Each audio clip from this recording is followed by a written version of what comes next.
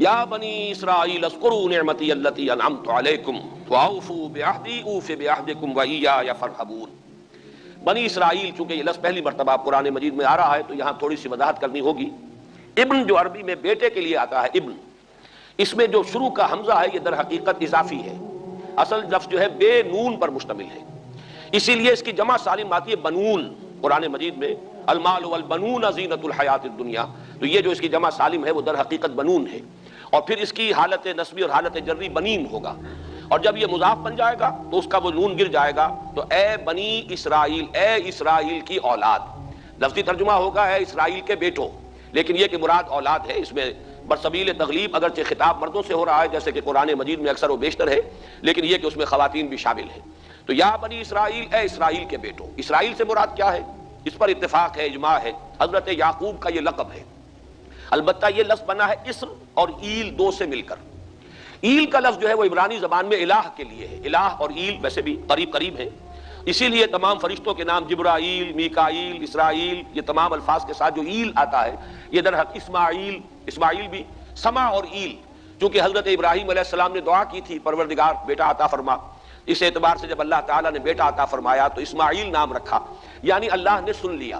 جیسے ہمارے ہاں دیہات میں یہ خاص طور پہ جانگلی علاقہ جو کہلاتا ہے، اللہ ڈوایا، اللہ سنیا، یعنی یہ اللہ نے جس کے بارے میں ہماری دعا سنی اور ہماری استدعا کو قبول فرمایا، تو یہ گویا کہ اسماعیل کے معنی یہ ہے۔ تو اسرائیل جو ہے اسر اور ایل سے مل کر بنا ہے۔ عبرانی اور عربی زبان کے بارے میں یہ اختلاف ہے، ایک رائے تو یہ ہے کہ ماں بیٹی کا رشتہ ہے، عربی زبان عبرانی سے نکلی ہوئی ہے، لیکن زیادہ اکثر محققین کی رائے یہ ہے کہ یہ دونوں بہنیں ہیں، کوئی اور کامن زبان تھی سیمیٹک لینگویج ابتدائی جس سے کہ یہ دونوں زبانیں پھر وجود میں آئی ہیں، گویا کہ ان کے درمیان رشتہ جو ہے وہ بہنیں ہونے کا ہے، ماں اور بیٹی کا نہیں ہے، لیکن ظاہر بات ہے کہ مشابہت اور ان کے اندر جو ہے قرب جو ہے اور مناسبت وہ بہت نمایاں ہے۔ اسر کے دو ترجمے کیے ہیں، یہودی علماء تو اس پر بہت زیادہ جزم کے ساتھ قائم ہے کہ اسر سے مراد ہے بطل، یعنی رجل عظیم، جواں مرد، بہت باہمت انسان، اس لیے کہ ان کے ہاں یہ عقیدہ ہے اور بڑی تحریف جو ہوئی ہے تورات میں، اس میں ایسی ایسی باتیں بھی ہیں۔ حضرت یعقوب کی جو مدح کی گئی ہے اس میں اس حد تک مبالغہ ہے کہ حضرت یعقوب کی اللہ تعالیٰ کے ساتھ کشتی ہوئی اور اللہ کو پچھاڑ لیا حضرت یعقوب نے، تو معلوم یہ ہوا کہ یہ تو بڑے بہادر اور بہت جری انسان، اس اعتبار سے وہ بدل اور رجل کا ترجمہ کرتے ہیں اسر کا، لیکن یہ کہ صحیح ترجمہ جو ہے وہ اسر کا ہے، بندہ، عبد، اس لیے کہ عربی کا لفظ جو بنا ہے اسیر، اسیری، کوئی کسی کا غلام ہے، اسیر، اسی سے لفظ اسرہ بنا ہے، اسرہ ہے کنبہ، کنبہ بھی آپس میں جڑا ہوا ہوتا ہے، ان کے بندھن ہوتے ہیں دوستی کے، محبت کے، اخوت کے، تو اسی طریقے سے یہ اسر کا لفظ آتا ہے کسی بندھن کے لیے۔ اسیر جو ہے پچھلے زمانے میں جبکہ جیلوں کا رواج نہیں تھا تو اگر کسی شخص کے ذمے کسی کی کوئی رقم ہوتی تھی دینی تو اس شخص کو اس کے حوالے کر دیتے تھے، وہ اس کا ذاتی قیدی ہوتا تھا، ذاتی اسیر، اس کی تحویل میں رہتا تھا، جب تک کہ اس کے اعزاء اقارب آ کر وہ رقم ادا نہ کر دیں وہ شخص اس کی تحویل میں رہتا تھا، وہ اس کا اسیر ہوتا تھا۔ اس اعتبار سے غلام کے معنی میں یہ لفظ جو ہے مستعمل ہے، تو اسرائیل کا ترجمہ ہوگا عبداللہ۔ تو میں عرض کر رہا تھا کہ اسرائیل کا ترجمہ ہوا عبداللہ، گویا کہ اب تک ہم نے یا بنی اسرائیل کا ترجمہ کیا اے اللہ کے بندے کی اولاد، مراد ہے حضرت یعقوب علیہ السلام۔ حضرت یعقوب حضرت اسحاق کے بیٹے ہیں، حضرت اسحاق حضرت ابراہیم علیہ السلام کے دوسرے بیٹے ہیں۔ حضرت ابراہیم کو پہلا بیٹا اللہ نے عطا فرمایا اسماعیل، اسی لیے میں عرض کر چکا ہوں سما اور ایل سے مل کر بنا ہے۔ جو دعا کی تھی انہوں نے، اس دعا کا پہلا جواب جو ملا ہے اللہ تعالیٰ کی طرف سے، اس کی مقبولیت کا جو ظہور ہوا وہ حضرت اسماعیل کی شکل میں۔ پھر یہ کہ حضرت سارہ کو بھی اللہ تعالیٰ نے اولاد دی اور حضرت اسحاق پیدا ہوئے۔ اس وقت یہ جو بشارت دی گئی ہے قرآن مجید میں متعدد مقامات پر آگے چل کر آئے گا کہ حضرت سارہ کے ہاں بھی اولاد ہونے کی جو بشارت حضرت ابراہیم علیہ السلام کو فرشتے دینے آئے تھے، اسی میں یہ بھی تھا کہ نہ صرف یہ کہ تمہیں ایک بیٹا عطا ہوگا بلکہ اس کے بعد پوتا بھی عطا ہوگا، گویا کہ ایک بہت جلیل القدر پوتا۔ اس اعتبار سے ایک رائے یہ ہے کہ یعقوب عقب سے بنا ہے، گویا کہ بشارت میں پہلے ہی سے شامل تھا حضرت یعقوب علیہ السلام کا ذکر بھی کہ اسحاق کے بعد اسحاق کے ہاں ایک بہت جلیل القدر بیٹے کی ولادت ہوگی اور اس کا نام یعقوب ہوگا، یعنی اسحاق کے بعد آنے والا، بیٹے کے بعد جو پوتا آتا ہے۔ لیکن یہود کی رائے یہ ہے کہ حضرت یعقوب پیدا ہوئے ہیں اپنے بھائی عیسو کے ساتھ، یہ تمام بیٹے ہیں حضرت اسحاق علیہ السلام کے، دو بیٹے پیدا ہوئے بیک وقت، جڑواں بھائی۔ پہلے حضرت عیسو کی ولادت ہوئی ہے اور تورات کے الفاظ یہ کہ یعقوب اپنے بھائی عیسو کی ایڑیاں پکڑے ہوئے تولد ہوا، تو چونکہ حضرت عیسو کے بعد حضرت یعقوب کی ولادت ہوئی ہے تو گویا کہ اس وجہ سے ان کا نام حضرت اسحاق نے یعقوب رکھ دیا، عقب میں آنے والا، بعد میں آنے والا۔ بہرحال حضرت یعقوب علیہ السلام کے پھر 12 بیٹے ہیں جن کی تفصیل پوری موجود ہے. یہ تاریخ جو ہے بڑی ریکارڈڈ ہے، اس لیے کہ بنی اسرائیل کی یہ تاریخ جو ہے books of the old testament میں اس کی پوری تفصیل موجود ہے. 4 بیویاں تھیں حضرت یعقوب علیہ السلام کی، جن سے 12 بیٹے ہوئے. 3 بیویوں سے 10 بیٹے تھے، اور سب سے چھوٹی بیوی سے 2 بیٹے تھے، حضرت یوسف اور بنیامین. اور ان دونوں سے حضرت یعقوب علیہ السلام کو بڑی محبت تھی. حضرت یوسف سے چونکہ یہ تاریخ شروع ہوتی ہے اس اعتبار سے کہ انہیں ان کے بھائیوں نے کنویں میں ڈالا، پھر اللہ تعالیٰ نے وہاں سے ان کے نکلنے کا سامان کیا، پھر مصر پہنچایا، پھر مختلف مراحل سے گزار کر انہیں وہاں ایک بہت اونچی پوزیشن تک پہنچایا. تو حضرت یوسف علیہ السلام سے اس اعتبار سے ان کی تاریخ شروع ہوتی ہے. 1906 قبل مسیح میں حضرت یوسف علیہ السلام کی پیدائش ہے، جہاں تک صحیح اندازہ کیا جا سکا ہے. یوں سمجھیے کہ آج سے تقریباً 4000 سال قبل یہ حضرت یوسف کی پیدائش ہے. اور حضرت یوسف پڑ پوتے ہیں حضرت ابراہیم کے. ان میں اگر آپ 200-250 سال کا اور اضافہ کریں تو آج سے کوئی 4,2500 سال قبل کی شخصیت بنتے ہیں حضرت ابراہیم علیہ السلام. حضرت یوسف کے زمانے میں پھر جیسے کہ وہ تفصیل سورہ یوسف میں آئے گی، یہ پورا خاندان آ کر کنعان میں تھے، لیکن وہاں سے آ کر مصر میں آباد ہو گئے. مصر میں ان کا بڑا اعزاز ہوا، اکرام ہوا. اس کے خاص حالات تھے کہ مصر میں اس وقت جو بادشاہت تھی وہ اصل مصر کے لوگوں کی نہیں تھی، بلکہ یہ بھی سیمیٹک لوگ تھے جو جا کر جنہوں نے عراق وغیرہ کے علاقے سے ہی جا کر انہوں نے فتح کیا تھا مصر کو. لہذا انہیں فرعون نہیں کہا گیا قرآن مجید میں، وہ فرائنہ کا خاندان نہیں ہے، بلکہ وہ تاریخ میں ہکسوس کنگز کہلاتے ہیں. تاریخ مصر میں وہ 15واں خاندان کہلاتا ہے وہاں کے بادشاہوں کا، 15th ڈائنیسٹی. اور یہ چونکہ لوکل نہیں تھا اس لیے ان کو فرعون نہیں کہا جائے گا، بلکہ یہ ہکسوس کنگز چرواہے بادشاہ تھے کہ جو عرب کے ان علاقوں سے آئے تھے، جزیرہ نما سے، اور وہاں سے وہ چرواہے تھے. ان کا تو پیشہ ظاہر بات ہے صحرا میں کیا ہوتا ہے، بھیڑیں بکریاں پالنا، لیکن انہوں نے آ کر مصر کو فتح کیا، وہاں ان کی بادشاہت ہو گئی. محسوس ایسا ہوتا ہے کہ ایک سیاسی پہلو موجود تھا. وہ جو بادشاہ مصر نے جس طریقے سے اعزاز کیا ہے حضرت یوسف علیہ السلام کا، پھر جو اختیار دیا، جو اقتدار دیا، جو ان کو حیثیت دی، پھر انہیں اجازت دی کہ اپنے پورے خاندان کو بلا لیں، اور پھر مصر کا بہترین جو زرخیز ترین علاقہ تھا وہ انہیں عطا کر دیا کہ یہاں آباد ہو جاؤ. جوشن کا علاقہ، یا گوشن بھی کہتے ہیں، جشن بھی کہتے ہیں. یہ جو نائل کا ڈیلٹا ہے کہ جو جا کر آپ کو معلوم ہے کہ دریا جو ہیں جب بہت سی شاخوں میں تقسیم ہو جاتے ہیں سمندر میں گرنے سے قبل، تو وہ ڈیلٹا جو ہے زرخیز ترین علاقہ ہوتا ہے. آرٹیفیشل اریگیشن کے اور نظام تو تھے نہیں. جہاں دریا ہی چھوٹی چھوٹی نہروں کی شکل اختیار کر لے وہاں گویا کہ وہ فطری طور پر جو ہے بڑے وسیع رقبے کے اندر اریگیشن ہو سکتی ہے. تو اس ڈیلٹا کے علاقے میں بہترین علاقہ ان کو دیا گیا، وہاں آباد ہو جاؤ. وہاں یہ رہے ہیں گویا کہ پیرزادوں کی حیثیت سے. ابھی ان کے پاس کوئی شریعت نہیں، ابھی کوئی کتاب نہیں ملی، ابھی صرف یہ ایک خاندان ہے، حضرت ابراہیم کی نسل کا ایک خاندان. اس لیے کہ حضرت ابراہیم کی نسل میں حضرت اسماعیل کی نسل ہے کہ جو عرب میں آباد ہو چکی ہے. ان کی نسل میں پھر حضرت اسحاق کے بیٹوں میں سے بھی عیسو کی نسل وہ اور جگہ پر آباد ہو چکی ہے. اس اعتبار سے یوں نہ سمجھیے کہ نسل ابراہیم صرف ان پر مشتمل ہے. اسی طرح بنی قطورہ تیسری جو آپ کی اہلیہ تھی ان کی اولاد بھی، تو گویا کہ یہ بہت وسیع حلقہ ہے جو اولاد ابراہیم کا ہے. تو اولاد ابراہیم میں سے ایک شاخ ہے جو آ کر، یعنی حضرت یعقوب کے 12 بیٹے اور حضرت یعقوب بھی آ کر یہاں آباد ہو گئے. اور یہاں پھر یہ کچھ عرصے تک تقریباً 100-150 برس تک تو بڑے عیش میں رہے. یہ تقریباً یوں سمجھیے کہ 1850 قبل مسیح میں ان کا داخلہ ہوا ہے مصر کے اندر، اور وہاں پر 150 برس جو ہے انہوں نے بڑے عیش میں گزارے ہیں. یہ پیرزادے تھے اس لیے کہ بادشاہ معتقد ہو چکا تھا حضرت یوسف علیہ السلام کا. اگرچہ یہ تو ثابت نہیں ہوتا کہ وہ ایمان لایا ہو حضرت یوسف علیہ السلام پر، اس کا کوئی ثبوت نہیں ہے، لیکن معتقد تھا. اور ان کی نیکی کا، پارسائی کا، شرافت کا، ذہانت کا، صلاحیتوں کا اعتراف پوری قوم کو تھا. جس طریقے سے کہ انہوں نے اس ملک کی جو نیا ہے اس کو جس طرح پار لگایا ہے، وہ شدید ترین قحط کا جو ایک دور آیا اس میں سے، اور جتنا بہترین انتظام کیا اس کی بنا پر ان کی صلاحیتوں کے سب معترف تھے.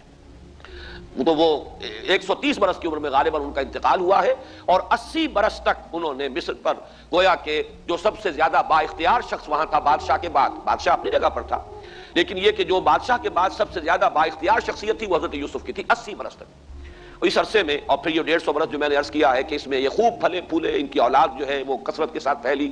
لیکن اس کے بعد وہاں پھر ایک انقلاب آیا. اس انقلاب کو آپ کہیں گے جیسے کہ مختلف ممالک میں آتا ہے، اب سنز آف دی سوائل جو اس ملک کے رہنے والے تھے، اصل آبادی قبطیوں کی، انہوں نے بغاوت کی اور ہکسوس کنگز کو نکال دیا. وہ خاندان ختم ہو گیا. جب وہ چلے گئے تو جو ہکسوس کنگز کے یہ گویا کہ بہت ہی منظور نظر تھے اور یہ مراعات یافتہ طبقہ تھا بنی اسرائیل کا، حضرت یعقوب کی اولاد کا، اب ان پر عتاب شروع ہوا، اب ان کا زوال آیا. تو یوں سمجھیے کہ تقریباً 400 برس اس کے بعد ان کے بڑی ہی شدت کے اور بڑی سخت غلامی کے، رفتہ رفتہ اس میں شدت پیدا ہوتی گئی ہے. لیکن یہ ہے کہ یہ 400 برس اس لیے کہ پھر 1300 قبل مسیح میں 550 برس بعد پھر ان کا ایکسوڈس ہوا ہے مصر سے، جب حضرت موسیٰ علیہ السلام کو اللہ تعالیٰ نے مبعوث فرمایا پھر حضرت موسیٰ علیہ السلام ان کی نجات کا ذریعہ بنے، اور پھر مصر سے لے کر وہ انہیں نکلے ہیں، معجزانہ انداز میں ہی سمندر کو پھاڑ کر ان کے لیے اللہ نے راستہ بنایا ہے، قدم قدم پر معجزوں سے ان کی تائید کی ہے۔ کھانے پینے کے لیے صحرائے تیہ میں کچھ نہیں تھا تو من و سلوہ دیا ہے، پانی پینے کے لیے نہیں تھا تو ایک ضرب سے چٹان میں سے 12 چشمے جو ہیں اللہ تعالیٰ نے بہا دیے کہ 12 قبیلے ہیں آپس میں لڑے نہ، کہیں پانی پینے پلانے پہ جھگڑا اور کہیں گھوڑا آگے بڑھانے پہ جھگڑا، قبائلی زندگی میں یہ بڑا سینسیٹیو ایشو ہوتا ہے۔ لہذا قد علم کل اناس مشربہم، ہر قبیلے کے لیے ایک گھاٹ معین ہو گیا، تمہارا چشمہ یہ ہے، تمہارا چشمہ یہ ہے، ایک ضرب سے 12 چشمے پھوٹ گئے۔ پھر انہیں وہاں کوہ طور کے قریب پڑاؤ ڈال کر ان کو وہاں چھوڑ کر حضرت موسیٰ علیہ السلام جو ہے اللہ تعالیٰ کی طلبی پر کوہ طور پر گئے ہیں، وہاں تورات عطا ہوئی ہے۔ تو تورات کے عطا کیے جانے کے بعد اب سمجھیے کہ اب ان کی حیثیت ایک امت کی بن گئی، کتاب پر امت کی تشکیل ہوتی ہے۔ یہ امت مسلمہ قرآن مجید کی بنیاد پر امت ہے۔ جب یہ کتاب دی گئی ہے اس کی بنیاد پر ایک شریعت دی گئی ہے، کتاب دی گئی ہے، کتاب ہدایت ہے، تو اس نے امت کی شکل اختیار کی۔ یہی وجہ ہے کہ لفظ امت جو ہے قرآن مجید میں صرف مکی صورتوں کے اندر، مدنی صورتوں میں استعمال ہوا ہے۔ کنتم خیر امت اخرجت للناس سورہ آل عمران میں، کذالک جعلناکم امۃ وسطا لتکونوا شہداء علی الناس ویکون الرسول علیکم شہیدا، یہ سورہ بقرہ میں آگے چل کر آ جائے گا۔ تو اصل میں جیسے تشکیل امت جو ہوئی ہے وہ در حقیقت مدنی دور میں آ کر ہوئی ہے جبکہ شریعت عطا کی جا رہی ہے۔ اسی طریقے سے یہ ایک خاندان تھا، حضرت ابراہیم کی نسل کی ایک شاخ، اس نے امت کی حیثیت اختیار کی ہے جبکہ صحرائے تیہ میں جب ان کا قیام تھا اور اس صحرائے سینا میں، اور وہاں پر پھر حضرت موسیٰ علیہ السلام کو تورات دی گئی اور شریعت دی گئی، تب سے یہ امت ہے۔ اور یہ ہے 1300 قبل مسیح، 610 عیسوی میں، اب سمجھیے 1300 وہ جمع کیجئے، 610 یہ جمع کیجئے، 1910 برس بعد پھر حضور صلی اللہ علیہ وسلم پر قرآن مجید کی وحی کا آغاز ہوا، اور 622 میں حضور نے ہجرت فرمائی، اور اس کے بھی کوئی 2 سال یا 1 سال کے بعد جو ہے یہ آیات نازل ہو رہی ہیں جو ہم اس وقت پڑھ رہے ہیں۔ تو یہ سارا جو ہے تاریخی پس منظر ذہن میں رکھیے کہ یہ تقریباً 2000 برس کی تاریخ جو ہے ان کی بحیثیت امت۔ ویسے تو ان کی تاریخ اگر شروع کریں گے بنی اسرائیل تو حضرت یعقوب سے شروع ہونی چاہیے اور وہ اس سے زیادہ ہو جائے گی طویل، لیکن در حقیقت امت کی حیثیت سے ان کی تاریخ 2000 برس کی شمار ہوگی کہ 1300 قبل مسیح میں جب ہجرت کی ہے حضرت موسیٰ علیہ السلام نے اپنی قوم کو لے کر مصر سے، اور جب صحرائے سینا میں آئے ہیں، سینائی پیننسولا میں، اور پھر کتاب ملی ہے، تورات عطا کی گئی، شریعت عطا کی گئی، تب سے اس کا امت کی حیثیت سے آغاز ہوا۔ ایک بات اور نوٹ کر لیجئے، ان کو امت مسلمہ کیوں نہیں کہا گیا؟ اس کے لیے اس کا ایک سبب ہے۔ در حقیقت امت مسلمہ کا لفظ یا خیر امت یا امت کا لفظ جو ہے اس موجودہ امت کے لیے اس لیے استعمال کیا گیا ہے کہ یہ امت کسی ایک نسل پر مشتمل نہیں ہے۔ یہ امیین اس کے نیوکلیس ہے، لیکن یہ کہ ہر نسل کے لوگ اس میں آ کر شامل ہوئے ہیں، ہر قوم جو ہے اس میں آ گئی ہے، اس لیے اس کا نام جو ہے وہ صفاتی ہے، امت مسلمہ۔ لیکن چونکہ یہ سابقہ امت مسلمہ ایک ہی نسل پر مشتمل ہے، حضور صلی اللہ علیہ وسلم سے پہلے کسی نبی اور کسی رسول کی بعثت اس کی قوم سے باہر نہیں ہوئی ہے، کسی ایک خاص قوم کی طرف بعثت ہوئی ہے، کسی خاص علاقے کی طرف بعثت ہوئی ہے۔ بعثت عمومی الی کافۃ الناس یہ صرف محمد الرسول اللہ صلی اللہ علیہ وسلم کی امتیازی شان ہے۔ وما ارسلناک الا کافۃ للناس بشیرا ونذیرا، اس اعتبار سے ان کا جو ہے اس میں علم گویا کہ بنی اسرائیل ہی ہے کہ جو برقرار رہا ہے، اے اسرائیل کی اولاد۔ اگرچہ میں اس موضوع پہ تقریریں کر چکا ہوں لیکن آج پھر اس گفتگو کے حوالے سے بات چیزیں تازہ کرتا ہوں۔ اس وقت عالمی سطح پر یہودی جمع عیسائی بریکٹ میں کر لیجیے، اور امریکہ جمع یورپ یہ بریکٹ میں کر لیجیے، ان کا اندر معاملہ کیا ہے؟ اصل جو ہے اس میں پیچھے مائنڈ ہے، ماسٹر مائنڈ، سازشی ذہن، وہ یہود کا ہے۔ باقی عیسائی آلہ کار بن گئے ہیں۔ جو 100% آلہ کار ہے یہود کا وہ پروٹیسٹنٹس ہیں۔ پروٹیسٹنٹزم یہود ہی نے پیدا کرایا تھا، یہود ہی نے یورپ کے اندر سود کا رواج شروع کروایا، ورنہ سود حرام تھا، وہاں پر بھی یوزری بھی اور کمرشل انٹرسٹ بھی دونوں حرام تھے، یہ یہودیوں نے کروایا۔ اور پھر پہلا بینک بنوایا ہے انگلستان کے اندر، بینک آف انگلینڈ، اور جو پوپ کے خلاف بغاوت کرائی تو پہلی بغاوت ہوئی انگلستان کے اندر، جو چرچ آف انگلینڈ علیحدہ ہو گیا پوپ سے، اور اسی کو یہودیوں نے قرار دیا یہ ہمارا ماڈرن اسرائیل ہے، یہ اسرائیل ہمیں دیا ہے گاڈ نے، یہ جو ہے برطانیہ۔ اس کے کچھ عرصے کے بعد یہی جو ہے ایکسوڈس ہوا ہے اور وہ امریکہ میں جا کے آباد ہوئے ہیں۔ لہذا امریکہ کو بھی جیوز نے کہا ہے دس از اندر اسرائیل، یہ ہے ہمارے اصل اسرائیل، ماڈرن اسرائیل یہ ہے، اس لیے کہ جو انہیں وہاں پر اقتدار حاصل ہوا ہے، جو قوت حاصل ہوئی ہے، جس قدر دولت انہوں نے وہاں جمع کی ہے، وہاں کے جس طریقے سے جکڑ لیا ہے حکومتوں کو، فرنگ کی رگے جہاں پنجائے یہود میں ہے۔ ٹھیک 100 سال پہلے علامہ اقبال یہ مشاہدہ کر کے آ گئے تھے یورپ میں، اور کون دیکھنے والا تھا کہ وہاں کیا ہو رہا ہے، بیہائنڈ دی سین کیا ہے، سامنے کیا ہے، پردے کے پیچھے کیا ہے۔ فرنگ کی رگے جہاں بن جائے یہود بھی ہے۔ اس وقت فرنگ کا امام تھا برطانیہ، یہ وہ سلطنت تھی جس پر سورج کبھی غروب نہیں ہوتا تھا۔ آج وہ فرنگ کا امام امریکہ ہے۔ یہ برطانیہ تو اب وہ جو ایک نظم ہے کہ بچپن میں پڑھی تھی، London bridge is going down going down going down, اس کی مثال ہے۔ برطانیہ کی کوئی حیثیت ہی نہیں ہے، ورلڈ پاور کی حیثیت نہیں ہے، وہ تو چھوٹا بھائی اس نے بنا رکھا امریکہ نے اپنا، تو اس حیثیت سے جو ہے اس کی کوئی حیثیت ہے، ورنہ کوئی اور حیثیت نہیں ہے۔ بہرحال ان دونوں میں یہ ہے کہ پیچھے ماسٹر مائنڈ، سازشی ذہن، پلاننگ، اسکیم ساری یہودیوں کی، اعلی کار امریکہ سب سے بڑھ کر، اس کے بعد برطانیہ ہے، اور اس میں اصل پروٹیسٹنٹس، ان میں بیپٹسٹ، ان میں اس سے بھی آگے بڑھ کر ایونجلسٹ، جن کو کہتے ہیں بورن اگین کرسچنز، جن کو کہتے ہیں نیو کنزرویٹو کرسچنز، یہ تمام اصطلاحات آپ اخبارات میں پڑھتے ہوں گے، ان کو گروپ کرنا ہے۔ یہ اصل اعلی کار، ان کو ایک نیا نام دیا گیا ہے کرسچین زائنسٹ۔ ایک یہودی زائنسٹ ہیں، سارے یہودی زائنسٹ نہیں ہیں، بہت سے یہودی ہیں جو یہ زائنسٹ کے مخالف ہیں۔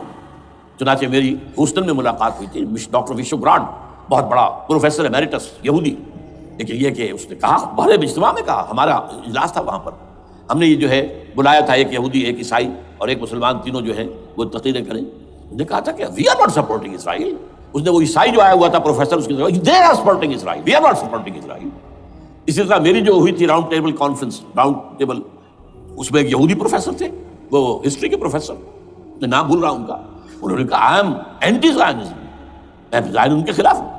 تو زائنزم جو ہے اصل میں ایک سیکولر یہودیوں کی تحریک ہے، اور اس کے سب سے بڑے سپورٹرز کرسچین زائنسٹ وہ امریکہ میں بیٹھے ہوئے۔ تو یہ ہے صورتحال۔ یہ جان لیجئے کیتھولکس جو ہیں یہ اتنے پرو یہودی نہیں ہیں، اب رفتہ رفتہ وہ بھی اس کے اندر آ کر شامل ہو گئے۔ یورپ جو ہے زیادہ کیتھولکس، رومن کیتھولکس کا یہ بھی آپ نے جملہ پڑھ سنا ہوگا کہ یہ جو ترکی جو ہے ہمارا ملک، یہ جو کوشش کرتا رہتا ہے گھسنے کی یورپین یونین کے اندر، تو ایک دفعہ جان شراق نے کہا تھا، بڑا پیارا جملہ تھا، why doesn't Turkey understand that we are a Christian club. یہ ہماری جو یونین ہے یورپین، یہ تو کرسچین کلب ہے، وہ مسلمان ہے، وہ کس وجہ سے آنا چاہتا ہے بندہ، کیوں خود داخل ہونا چاہتا ہے؟ Why doesn't Turkey understand that we are a Christian club. لیکن یہ ہے رومن کیتھولکس، اور ان کا میں بعد میں آپ کو بتاؤں گا۔ یہی آپ کو معلوم ہے کہ یورپ نے عام طور پر اسرائیل کا اتنا ساتھ نہیں دیا جتنا جو امریکہ دیتا رہا ہے، اور کسی درجے میں ان کے دلوں میں سافٹ کارنر جو ہے عرب فلسطینیوں کے لیے بھی رہا ہے۔ یہ معاملہ ایران کے بارے میں بھی رہا ہے، جس قدر اسٹرانگ ایکشن امریکہ لینا چاہتا ہے، یہ جو ہے اس کے ساتھ نہیں ہے۔ تو یہ تھوڑا سا فرق ہے، وہ میں اس کا ایک بنیاد بعد میں بتا دوں گا آپ کو۔ بہرحال ان کا ایک جو ایجنڈا ہے وہ دو، سمجھیے کہ دو اس کے نکات ہیں، دو رسیوں کے مانند یہ آپس میں بٹا ہوا ہے۔ پہلا، عالم اسلام کے مادی اور مالیاتی وسائل، خصوصاً تیل پر قبضہ، یہ ان کا دنیاوی اعتبار سے، دولت کے اعتبار سے، وسائل کے اعتبار سے اس وقت کا ایجنڈا ہے۔ ویسے تو اس سے اوپر وہ چاہتے ہیں پوری دنیا پر، وہ تو بات کی بات ہے کہ ابھی نہ وہ روس کو چھیڑ رہے ہیں نہ چین کو چھیڑ رہے ہیں۔ چین تو ان کا سب سے بڑا جو ہے بزنس پارٹنر ہے، سب سے بڑا، اور چین کو رفتہ رفتہ وہ اپنی لائن پر لا رہے ہیں۔ اب تو صرف یہ کہ وہ ایک پارٹی گورنمنٹ وہاں رہ گئی ہے جو کہ کمیونزم کے دور کی یادگار ہے، باقی ان کی جو اکانومی ہے وہ تو آ چکی ہے اسی رخ کے اوپر جو یورپ کی ہے، مغرب کی ہے۔ نمبر دو ایجنڈا کیا ہے؟ دنیا میں کہیں بھی اسلام کے بحیثیت ایک نظام زندگی ظاہر ہونے کا کوئی موقع نہیں دینا۔ We have to nip the evil in the bud at any cost۔ یہ ان کے ایجنڈے کا دوسرا بڑا حصہ۔ یہ دو ہیں انٹرٹوائنڈ، جیسے آپ لڑیوں کو پٹ دے کر رسی بناتے ہیں، ایسے یہ دو لڑیاں ہیں۔ اسلام کا پولیٹیکل سوشو اکنامک سسٹم کہیں نہ آ جائے دنیا میں، ہو نہ جائے آشکارا شر پیغمبر کا، یہ ابلیس نے کنکلوڈ کیا ہے، وہ جو ابلیس کی مجلس شورا ہے، ہو نہ جائے آشکارا شر پیغمبر، کہیں ایسا نہ ہو کہ پیغمبر کی شریعت دنیا کے سامنے آ جائے، پیغمبر کا نظام آ جائے۔ الحذر، آئین پیغمبر سے 100 بار الحذر، حافظ ناموس زن، مرد آزما مرد آفری، یہ معاشرتی نظام ہو گیا۔ موت کا پیغام ہر نوع غلامی کے لیے، نہ کوئی فخفور و خاکہ نہ گدائے رہنشی، یہ سیاسی نظام آ گیا، اور کرتا ہے دولت کو ہر آلودگی سے پاک و صاف، منعموں کو مال و دولت کا بناتا ہے امین۔ تم دولت کے امین و مالک نہیں ہو، اور اس سے بڑھ کر اور کیا فکر و عمل کا انقلاب، بادشاہوں کی نہیں اللہ کی ہے یہ زمین، ان الارض للہ، یہ نظام کہیں نہ آ جائے دنیا، یہ ہے جس پہ کہ وہ خطرہ محسوس کر رہا تھا۔ اور اس کے بعد یہ کہتے ہیں یہ تو تھا عصر حاضر کے تقاضے، لیکن یہ کہ صورتحال کیا ہے، ہو نہ جائے آشکارا شر پیغمبر کہیں ہے یہی، یہ معاملہ اس طرح رکھو کہ خود مومن ہے محروم یقین، یہ غنیمت ہے کہ خود مومن ہے محروم یقین۔ ہمیں اگر کوئی سہارا ملتا ہے تو اس سے کہ مومنوں کو بھی، نام نہاد مسلمانوں کو بھی اپنے اس نظام پر یقین نہیں ہے، وہ نماز پر یقین رکھتے ہیں، روزے پر رکھتے ہیں، زکوٰۃ کو بھی دو بھی اللہ تعالیٰ جس کو توفیق دیتا ہے، حج کرتے ہیں، عمرے کرتے ہیں، یہ ہے سب، لیکن یہ کہ یہ غنیمت ہے، چشم عالم سے رہے یہ پوشیدہ یہ آئین تو خوب، وہ ابلیس کہتا ہے کہ یہ آئین چشم عالم سے پوشیدہ رہنا چاہیے، یہ غنیمت ہے کہ خود مومن ہے محروم یقین۔ ہمارے لیے جو ہے اگر کوئی سانس لینے کی جگہ ہے وہ یہ ہے، حوصلہ افزائی اگر ہے تو اس میں ہے کہ خود مومن محروم یقین ہے، اس کے سامنے وہ راستہ ہے ہی نہیں۔ اب لیجیے یہودیوں کے ایجنڈے کو میں تجزیہ کر رہا ہوں۔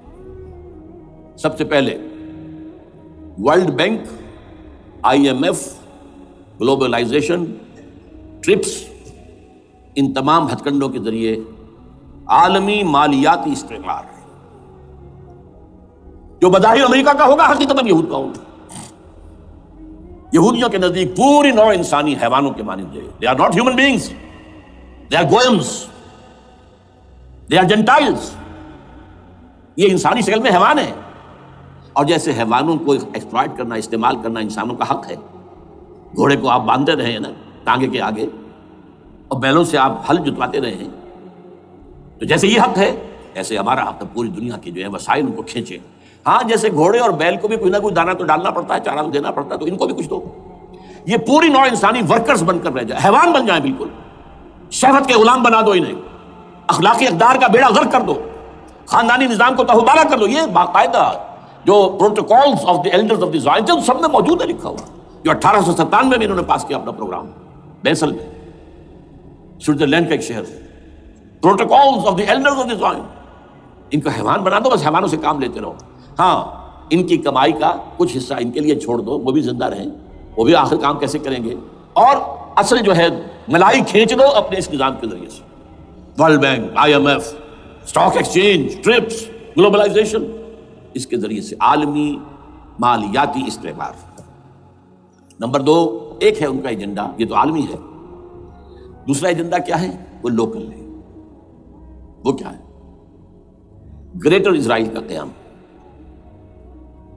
جس میں مصر کا سارا زرخیز علاقہ شامل ہوگا، جو ڈیلٹا کا علاقہ کہلاتا ہے اس کا، جہاں کے اس وقت کے بادشاہ نے، حضرت یوسف علیہ السلام کے زمانے کے بادشاہ نے، وہ فرعونہ کے خاندان میں سے نہیں تھا، وہ عرب تھا، عربوں ہی سے کسی وقت کوئی قوم آئی تھی جو کہ مصر پر قابض ہو گئی تھی، اس نے حضرت یوسف کے خاندان کو لا کے وہاں آباد کیا، بہترین جشن کا علاقہ کہلاتا ہے، بہترین، وہ کہتے ہیں ہمارا ہے، ہم رہے وہاں پر کئی 100 برس تک رہے، عراق ہمارا ہے، وہاں ہمیں قید میں رکھا گیا، نبوکدنضر لے گیا تھا، عرب کا شمالی حصہ جو ہمارا ہے، وہاں خیبر میں یہودی قلعے تھے، اور وہاں مدینہ کے اندر جو ہے 3 قبیلے یہودی تھے جنہیں محمد نے صلی اللہ علیہ وسلم نے وہاں سے نکال باہر کیا تھا۔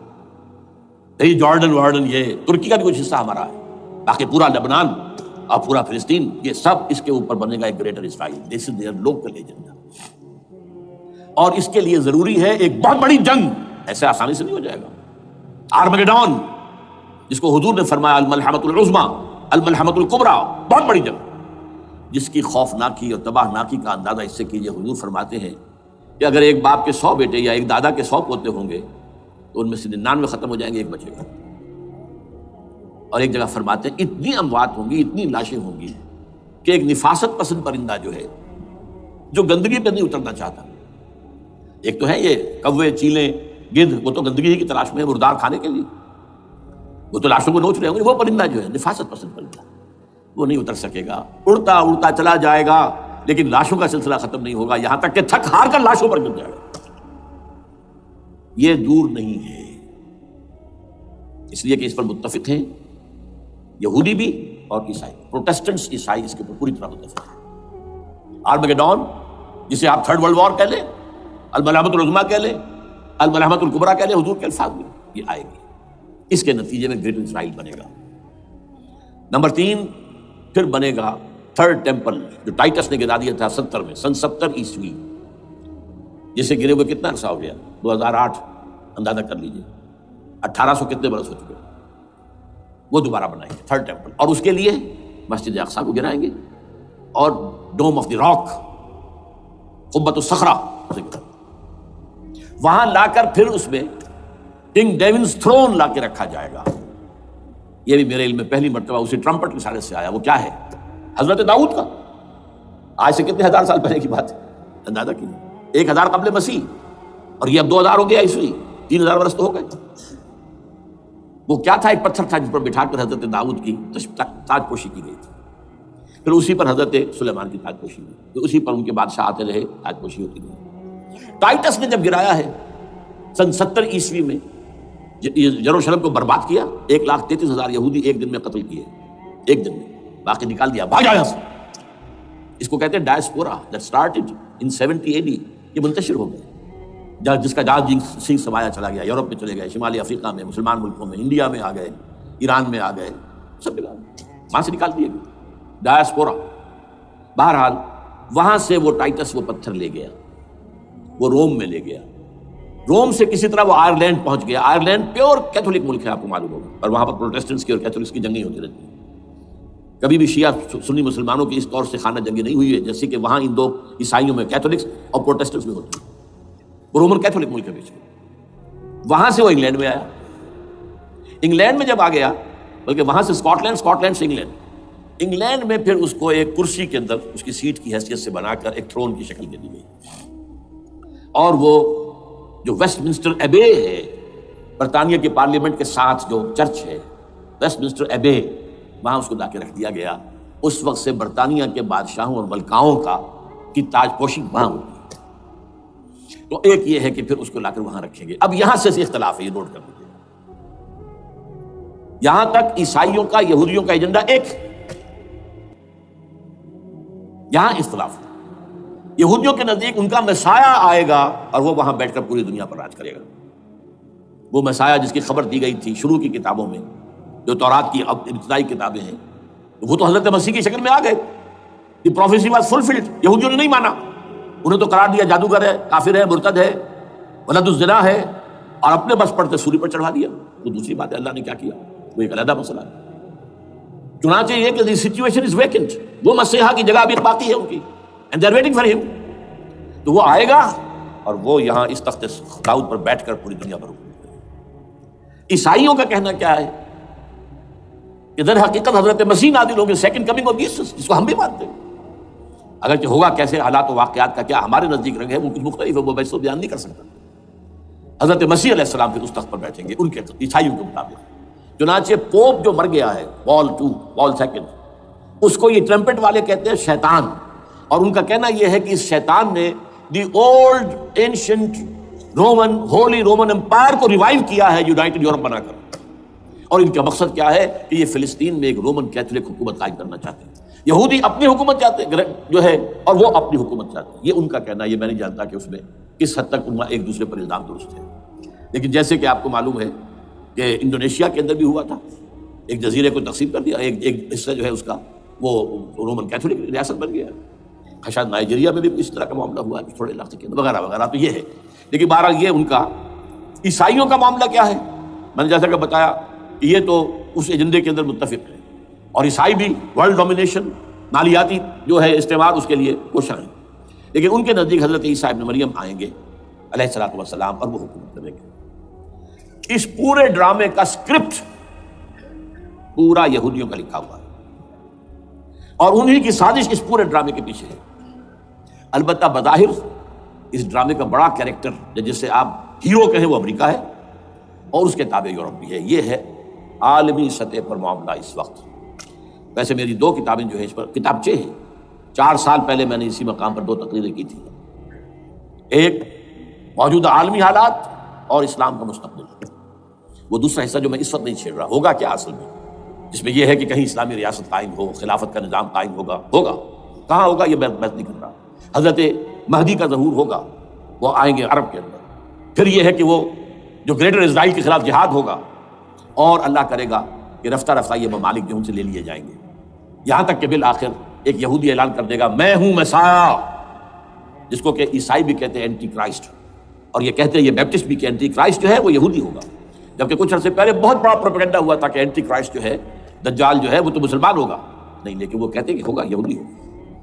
اور پھر اس یہودی کو قتل کریں گے حضرت مسیح، دی ریئل مسیح، اصل مسیح جو اٹھا لیے گئے درمیان میں، وہ آئیں گے اور ان کے ہاتھوں دجال بھی قتل ہوگا، اور پھر مسلمانوں کے ہاتھوں ایک ایک یہودی ختم ہوگا، پھر ایک عالمی اسلامی ریاست قائم ہوگی حضرت مسیح کے ہاتھوں، اور وہاں پر حضرت مسیح ایک حدیث میں آتا ہے 40 برس تک پوری دنیا پر حکومت کرے. بہرحال یہ دوسرا پکچر ہے جو ہمارے سامنے، میں اس وقت اس کی تفصیل میں نہیں جا رہا، جو ان کے سامنے پکچر ہے وہ میں نے آپ کو بیان کر دیا.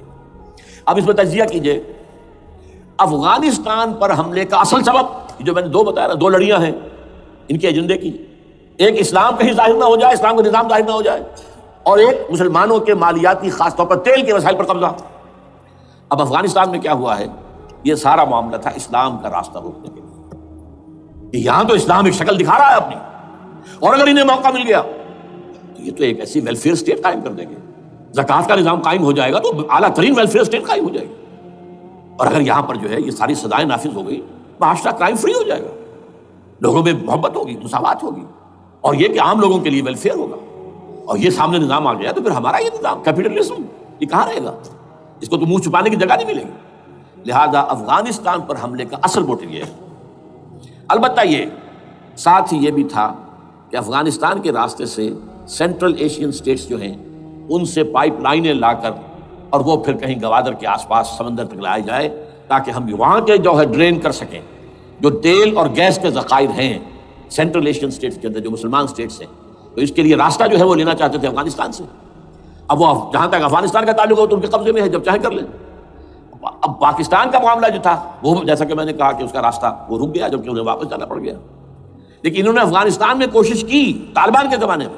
یونیکال جو ہے ان کی سب سے بڑی جو ہے کمپنی ہے، اس نے مذاکرات کیے، وہ دیکھ کر حیران رہ گئے کہ یہ ان پڑھ، یہ ملے ملاٹے جو ہیں یہ تو بڑے ٹف بارگینر ہیں. اس طریقے سے پاؤں جما کر طالبان نے جو ان کے ساتھ مذاکرات کیے ہیں اور ان سے اپنی شرطیں پیش کی ہیں کہ وہ گھبرا کر بھاگ گئے. یہ صورتحال بھی تھی افغانستان پر قبضہ کرنے میں. لیکن یہ ہے کہ اصل کیا تھا کہ وہ اسلام کی کوئی شکل دنیا کے سامنے نہ آنے پائے جو ان کا میجر ہے. اسی لیے پورا عالم کفر جمع ہے، امریکہ، یورپ، روس، چین، سب جمع ہے. بھارت تو ہے، یہ سب جمع ہے. آپ یاد ہوگا جب لال مسجد کا حادثہ ہوا ہے اور ہمارا یہ بدبخت اور بدمعاش انسان اس نے صرف خود جان بوجھ کر اسے بڑھایا، ایک پھنسی کو پھوڑا بنایا، اس میں پھر شگاف دیا اور شاباش لی ہے. امریکہ سے شاباش آ گئی، نیٹو سے شاباش آ گئی، رشیا سے شاباش آ گئی، چائنا سے شاباش آ گئی. وہ چونکہ محسوس کر رہا تھا کہ اندرون ملک تو میری اب کشتی ڈگمگا رہی ہے، ڈاواڈول ہے. I have to have more support from outside. اور for that I have to do it. کہ دیکھو میرے عین قلب میں پاکستان کے یہ پھوڑا نکل آیا تھا، یہ بنیاد پرستی کا اور یہ شدت پسندی کا اور یہ تنگ نظری کا اور یہ فلاں کا اور یہ دہشت گردی کا، اور میں نے دیکھو کیسے اس میں چیرا دیا ہے، کتنے لوگوں کو ختم کر دیا ہے. اچھا اس میں یہ بھی ذہن میں رکھیے کہ افغانستان کے بارے میں یہودیوں کے علم میں ہے کہ حضور کی حدیث کیا ہے.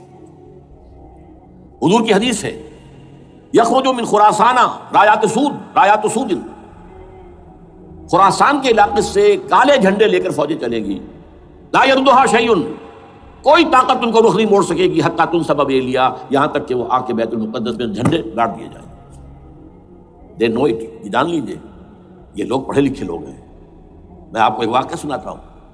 جب 1967 میں یہودیوں کو فتح ہوئی بہت بڑی اور پورا یروشلم اب ان کے قبضے میں آ گیا، ایسٹ یروشلم جو کہ ابھی یارڈن کے قبضے میں تھا. تو جب موشے دایان تھا وہ کانا، وہ داخل ہوا فاتح کی حیثیت سے، تو اس کے ساتھ ایک ربائی تھا بہت بڑا، چیف ربائی یہودیوں کا بہت بڑا عالم، اور وہ رو پڑا. تھا تو فتح کا وقت، خوشی کا، رویا. So this is the beginning of the end, یہ الفاظ آئے اخبارات کے اندر. گویا کہ اب یہ آخری ڈرامہ جو ہے شروع ہو گیا ہے. وہ آخری ڈرامہ انہیں معلوم ہے ان کی تباہی پر ختم ہونا ہے. اس میں حضرت مسیح کے نزول کے بعد یہ ٹرمپٹ والا بھی لکھتا ہے کہ 80% یہودی قتل ہو جائے گا، اور میں سمجھتا ہوں کہ 20% اگر صحیح ہے اس کی بات تو وہ ہوں گے جو اب حضرت مسیح پر ایمان لے آئیں گے. باقی 80% اپنے اس کفر پر اڑے رہیں گے اور قتل ہوں گے. اسی طرح حضور کی ایک حدیث ہے کہ جب یہودیوں کا قتل عام ہو رہا ہوگا، مسلمان قتل کریں گے، تو اگر کسی درخت کے پیچھے یہودی چھپا ہوگا تو درخت پکارے گا، اے مسلمان، یا عبداللہ آؤ ادھر، یہ میرے پیچھے یہودی چھپا ہوا، قتل کرو اسے.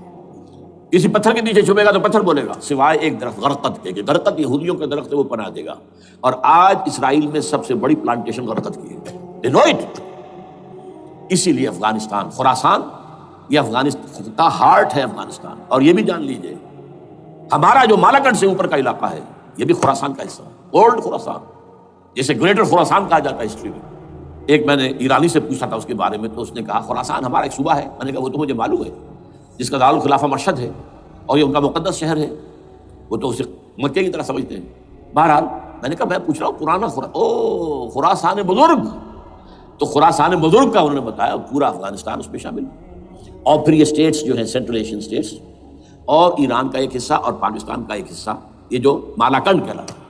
اور یہ بڑی معنی خیز بات ہے کہ وہی مالاکنڈ سے تحریک چلی ہے جو اصل تحریک طالبان پاکستان وہ سوات سے چلی ہے. بہرحال اس وجہ سے اس پہلو سے یہ جو ہے افغانستان پر حملے کا سب سے بڑا سبب وہ تھا. دوسرا جو تھا وہ یہ کہ ان کو جو پائپ لائن لے کے آنی تھی اس کے لیے، لیکن وہ ظاہر بات ہے کہ اس میں جو ہے جو طالبان نے وہ ان کی چکمے میں نہیں آئے. اس پر ایک کتاب ہے کہ جو انگریزی میں ہے عابد اللہ جان کی، Afghanistan the genesis of the last crusade. Afghanistan سے آخری صلیبی جنگ کا سلسلہ شروع ہو رہا ہے. بہت جو ہے چشم کشا ہے، معلومات افزا ہے، انگریزی میں ہے. اچھا عراق میں معاملہ برعکس تھا. عراق میں تیل کا معاملہ بھی تھا تو صرف امریکہ کا تھا. جو یورپ ہے وہ زیادہ تر کیسپین کے ایریا کے تیل کی طرف نگاہیں رکھتا ہے. یہ جو ہے یہ اصل میں سارا جو ہے یہ امریکہ کا معاملہ ہے. اور دوسری طرف یہ کہ یہاں کو مذہبی سلسلہ نہیں تھا، حالانکہ تھا، وہ یہودیوں کا تھا. وہ کیا تھا؟ Extension, first step towards the establishment of greater Israel. یہ بات اچھی طرح سمجھ لیجیے. یہاں پہ تیل کا معاملہ بھی میں نے کہا تھا نہیں، دو لڑیاں ہیں جو چل رہی ہیں. تیل کا معاملہ یہاں خاص طور پر عراق کے اندر زیادہ، افغانستان میں بہت کم. لیکن یہ کہ یہاں پر بھی جو اصل ہے بیہائنڈ دی سین، جو اصل چیز کیا ہے کہ گریٹر اسرائیل کے قیام کی طرف پہلا قدم. میں یاد دلاتا ہوں آپ کو، جب فرسٹ گلف وار ہوئی تھی جس میں عراق کا بھرکس نکال دیا گیا تھا، اس کے اختتام پر کہا تھا شوارز کرافٹ جو ان کا کمانڈر ان چیف تھا الائڈ فورسز کا، اس نے صاف کہا تھا، مجھے آج تک ایک لفظ یاد ہے، we fought this war for the protection of Israel. اور اب جو ابھی ہوا معاملہ، جب صدام گرا ہے اس کا مجسمہ بھی گرا ہے، تو اس کے بعد وہ شخص، وہ بدبخت، وہ خبیث جو ابھی پڑا ہوا قومے میں، شیرون نے کہا تھا ان قریب عراق پر ہماری حکومت ہوگی. اور اس سے پہلے تو ہم صرف عراق میں سے یوفریٹس تک کا علاقہ مانگتے تھے، دریائے فرات تک کا. اب ہمارا مطالبہ یہ ہے کہ ہم تو در حقیقت دجلہ تک جائیں گے، دجلہ، تاکہ پورا کا پورا جو فرٹائل جو دو آبا ہے دجلہ اور فرات کے درمیان کا بہترین علاقہ وہ سارا ہمارے پاس. اس سے آپ اندازہ کر لیجیے کہ یہ دونوں چیزیں جو ہے دونوں جگہ موجود ہیں. وہاں مذہبی زیادہ ہے افغانستان کا، لہذا یہاں بہت بڑی جو ہے کولیشن بن گئی. عراق میں تو وہ کولیشن نہیں بن سکی. یورپ بھی ساتھ نہیں آیا، یورپ بھی ساتھ نہیں آیا. امریکہ had to go it alone, اسے کرنا پڑا ہے. زیادہ سے زیادہ کچھ ٹوکن، آسٹریلیا کا کوئی ٹوکن معاملہ جو ہے وہ برطانیہ کا کچھ شاید ٹوکن ٹائپ جو ہے وہ یہ کامن ویلتھ پرانی جو ہے چلی آ رہی ہے، اس میں شاید کینیڈا کا، باقی تو کوئی.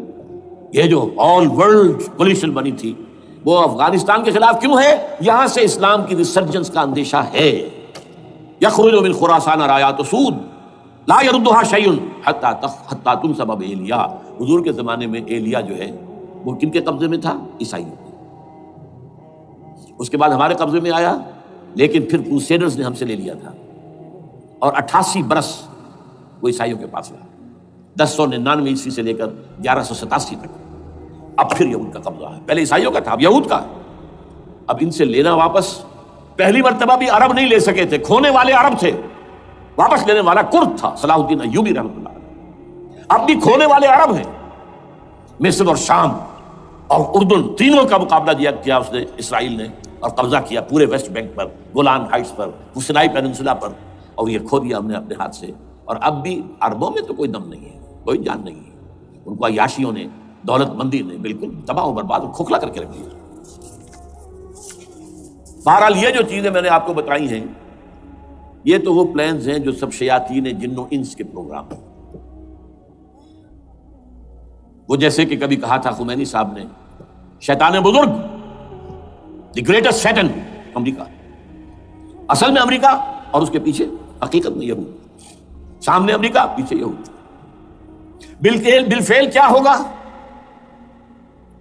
یہ تو پھر اللہ ہی جانتا ہے کیا ہوگا. وَمَكَرُوا وَمَكَرَ اللَّهُ، کافر اپنی چالیں چلتے ہیں، اللہ اپنی چال چلتا ہے.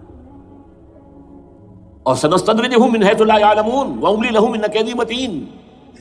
اے نبی آپ گھبرائیں نہیں، ہم ان کافروں کو رفتہ رفتہ وہاں سے لے آئیں گے جہاں سے آپ کو بھی انہیں احساس تک نہیں ہوگا کہ یہ تو گرفت میں آ رہے ہیں، ٹریپ ہو رہے ہیں، اور ابھی ذرا میں انہیں ڈھیل دے رہا ہوں. میں املی لہم ان کیدی متین، میری چال بہت مضبوط ہے. وہ اللہ کیا کرے گا وہ میں نے آپ کو بتایا، جھلک دکھا دی ہے. انشاءاللہ اسی علاقے میں پاکستان اور افغانستان، اور اس کا ہارٹ ہوگا یہ پشتونستان، سرحد اور مشرقی افغانستان مل کر پشتونستان. پشتون اسی مشرقی اس میں ہے، پاکستان کا مغربی صوبہ ہے، شمال مغربی سرحدی صوبہ. یہ ہارٹ اور پھر پاکستان اور افغانستان انشاءاللہ یہی ہوگا. اور پھر یہ کہ یہاں سے فوجیں جائیں گی جو حضرت مہدی کی حکومت جمائیں گی عرب کے اندر. عربوں میں جان نہیں ہے کہ وہ مہدی کی حکومت کو جما سکے. یخرج ناس من المشرق یؤتون للمہدی یعنی سلطان ہی، مشرق کی طرف کے کسی ملک سے فوجیں آئیں گی جو مہدی کی حکومت قائم کرے. عربوں میں دم نہیں. بہرحال ہوگا کیا وہ میں نے کہا کہ یہ تو اللہ کے ہاتھ میں ہے. اب یہ کہ کرنا کیا چاہیے، یہ ہے میری تقریر کا آخری حصہ. دیکھیے ذوالفقار مرزا نے جو کچھ کہا اور سید قائم علی شاہ نے، میں خوشائند سمجھتا ہوں کہ طالبانائزیشن اور ہے، اسلامائزیشن اور ہے. ٹھیک ہے، چلیے آواز مکے اور مدینے.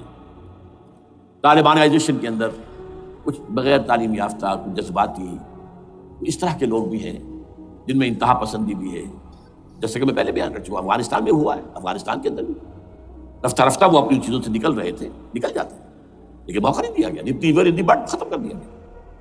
اسی طرح ہمارے سرحدی صوبے میں جیسا کہ میں بتایا 3 قوتیں برسرکار ہیں. Who knows it؟ کون کیا ہے. لیکن بہرحال یہ کہ پہلی بات یہ، اسلام اور پاکستان لازم و ملزوم ہیں. یہاں اسلام آئے گا تو یہ ملک رہے گا، نہیں آئے گا تو ختم ہو جائے گا، اس میں کوئی شک نہیں. میری 2 کتابیں پڑھ لیجیے اگر اللہ توفیق دے، ہمت دے. اسلام اور پاکستان، یہ سن 67-68 کی تحریریں میری ہیں. جینیسس آف پاکستان کیا تھا، how Pakistan came into existence. پھر یہ کہ میں نے استحکام پاکستان کے نام سے سن 85 کے اندر کتاب لکھی ہے. یہ دونوں کتابیں پڑھی ہیں. پاکستان کا کوئی جواز نہیں اگر یہاں اسلام نہ آئے، اور واقعتاً ہم جواز کھو چکے ہیں. یہ تو اللہ تعالیٰ ہمیں مہلت دے رہا ہے. لیکن اب یہ سمجھ لیجیے یہ اللہ تعالیٰ کی طرف سے ایک خاص مہلت ہے، اور شاید آخری مہلت ہے جو ہمیں مل رہی ہے. یہاں اسلامائزیشن نہ ہوا تو یہ ملک نہیں رہے گا. میں یہاں آپ کو ایک شعر سنا دوں. ہے تو ایک ایسی شخصیت کا جو کچھ کنٹروورشل بھی ہو گئی، بعد میں بدنام بھی ہو گئی. ایک زمانے میں جماعت اسلامی کے بڑے مخلص کارکن تھے وہ، مولانا کوثر نیازی. انہوں نے ایک بڑا تلخ شعر کہا تھا، اسلام کو اگر تیری فضا راس نہ آئے، اے میرے وطن تجھ کو کوئی آگ لگائے. ہمیں اسلام چاہیے، اور اسلام نہیں آئے گا تو یہ ملک نہیں رہے گا. کوئی زرداری، کوئی نواز شریف اس ملک کی بقا کی ضمانت نہیں دے سکتا. اس کی بقا ہے اگر تو اسلامائزیشن میں. 61 سال کی ہماری بے وفائی اللہ کے ساتھ کیے ہوئے وعدے کی، اس کا ایک عذاب ادنا ہم جھیل چکے ہیں. 71 یاد کی، سن 71 پاکستان 2 لخت، 93,000 مسلمان پاکستانی بھارت کی قید میں بھیڑوں بکریوں کی طرح ہانک کر لے جائے گئے، ٹرکوں میں بھر بھر کر، جیسے کہ ڈیرہ غازی خان سے بھیڑیں بکریاں آتی ہیں لاہور میں ذبح ہونے کے لیے. کنسنٹریشن کیمپس میں ہمارے ٹائیگر نامی جرنیل نے پیش کیا اپنا ریوالور. کتنے لوگ مارے گئے، کتنا فساد ہوا. مسلمان کے ہاتھوں مسلمانوں کا خون کتنا ہوا. یہ اللہ کا ایک خاص عذاب ہوتا ہے. میں نے وہ آیت آپ کو سنائی تھی، قل هو القادر على ان يبعث عليكم عذابا من فوقكم او من تحت ارجلكم. اے نبی سے کہہ دیجیے اللہ اس پر قدرت رکھتا ہے، جب چاہے تم پر کوئی عذاب اوپر سے بھیج دے، تمہاری زمین کے نیچے سے نکال دے. زلزلہ آیا تھا کہ نہیں؟ او یلبسکم شیعا، ایک تیسری شکل بھی ہے. نہ اللہ آسمان کو کوئی تکلیف دے نہ زمین کو. زمین پھٹے گی تو آدمی جائے گا نا، بلکہ تمہیں گروہوں میں تقسیم کر کے او یلبسکم شیعا فیذیق بعضکم بعض بعض، تو ایک دوسرے کی قوت کا ایک دوسرے کو مزہ چکھائے. تم خود ایک دوسرے کے گلے کاٹو. ہمیں کسی اور قوم کو تکلیف دینے کی ضرورت نہیں ہوگی. یہ کام ہمارے ساتھ ہو چکا ہے 1971 میں. بہرحال اب اس کے بعد بھی تاخیر تو ہماری جو کی تم ہے، اب ہم اس جگہ پر پہنچ گئے کہ شاید اب عذاب الاکبر آنے والا ہے۔ وہ آیت بھی میں نے شروع میں پڑھی تھی، وَلَنُذِيقَنَّهُم مِّنَ الْعَذَابِ الْأَدْنَىٰ دُونَ الْعَذَابِ الْأَكْبَرِ لَعَلَّهُمْ يَرْجِعُونَ۔ چھوٹا عذاب آیا سن 71 میں پاکستان، بہرحال مغربی پاکستان تو برقرار رہا، اس کا نام بھی پاکستان رہا۔ اب شاید بڑا عذاب آ رہا ہو، بلکنائزیشن جس کے نقشے جو ہیں دنیا میں شائع کیے جا چکے ہیں۔ اور اس اسلامائزیشن کے لیے جو میں کہہ رہا ہوں کہ اس کے بغیر یہاں پاکستان نہیں رہے گا، اس کے لیے اس کی جو دستوری، تدریجی، قانونی، پرامن اگر راستہ اختیار نہ کیا گیا تو ملیٹنسی بڑھے گی، یہ رکنے والی نہیں ہے۔